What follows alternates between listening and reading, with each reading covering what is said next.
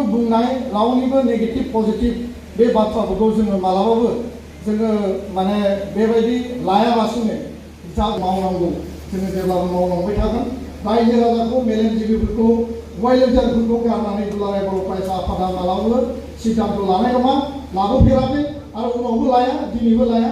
जोङो बयनिबो माने इकुवेल जोंनि पार्टिसिपेशनखौ नोजोर बोनानै हाबाफारि मावलांगोन आरो नोंथांमोननि सुबुरुनखौ अराय हास्थायगोन। गोजोन्थों।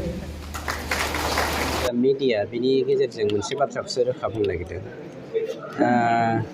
27 जानुवारि 2020 मायथाइनि थामथि बर' एकर्डनि गेजेरजों जोंनि बर' ओनसोलावहाय जोङो सान्थि गायसननो हाबाय आरो बेखौनो खुसि मोननानै दिनै भारत सरकार, आसाम सरकारा specially lower Assam part including दा बर'लेण्ड एरिया जोंनि सायावहाय जा सशस्त्र केस जाबसिनना मा होनो आयेन जाबसिनना होदोंमोन बेखौ उइथड्र खालामबाय। थारमाने कमप्लिटलि भारत सरकारा जोंनि बिटिआर बासिफोरनि सायाव बिराद खुसि, खिन्थु दिनै माखासे पलिटिसियानफ्रा बेखौ गोजोननाय मोनाखै आरो जों गिखांनाय फैदों। दिनै केएलअखौ लानानै सोरबाया आमाय जिमाय गेलेनो नागिरदों नामा आरो जोंनि समाजावहाय दावराव दावसि खालामफिननो नागिरदों नामा बेखौसो जोङो गिखांनाय फैदों। खिन्थु जोंनि जा प्रसासन, बे प्रसासना जोंनि बिटिआरआवहाय असान्थि लाबोनो नागिरनाय जिखुनु बेक्तिखौनो मालाबाबो निमाहा होआ। बिनि सायाव जोङो स्ट्रंलि एक्सन लानाय जागोन। जोंनियावहाय 4203 एक्स एनडिबि वार्कारफ्रा अलरेडि रिहेबिलिटेट जाखाबाय। बेनि अनगायैबो दा जोंनियाव दंबावो 2437 सा आरो एनडिबिपि हिसाबै वेल विजाराव दङ 3029 सा।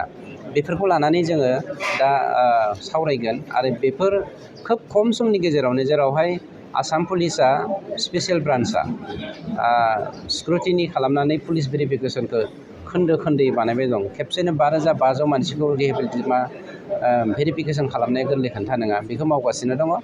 आरो बेफोरनि अनगायैबो जोंहा दिनै 74 सा जेलावहाय दङ आसामनि जेलाव, 2 भुटाननि जेलाव दङ। बे 72 साखौ जोङो खोब खम समनि गेजेरावहायनो भारत सरकारा जोंनो ग्रिन सिगनेल होनाय, आसाम सरकारा पजिटिभलि जोंखौ लानायनि गेजेरजों माबोरै जोङो गोख्रैनो बख'नो हागोन बे थांखिजोंनो दिनैनि बे सावरायमेलखौ जोङो लानाय जादों। जेन' जोंनि इन्टेलेक्सुयेलफोरनि गेजेरजों जोंनि बे मेसेजआ दुलाराय बर' हारिनि गेजेराव थांथों। जाय बाथ्राखौ लानानै जोंनि पलिटिसियानफ्रा पलिटिक्स गेलेनानै जोंनि हालामावहाय आरो दुं दुं हाव हाव आबहावा सृष्टि खालामनो नागिरदों आरो असान्थि सृष्टिनि गेजेरजों गावसोरनि पलिटिकेल लाबालाबनि थाखाय खामानि मावनो नागिरदों, बेफोरखौ सांग्रां लाबोनो थाखाय इन्टेलेक्सुयेलफोरनि गेजेरजों जोंनि समस्याखौ समाधान खालामनायनि थांखियानो दिनैनि जर'खा सावरायमेलनि गुबै थांखि।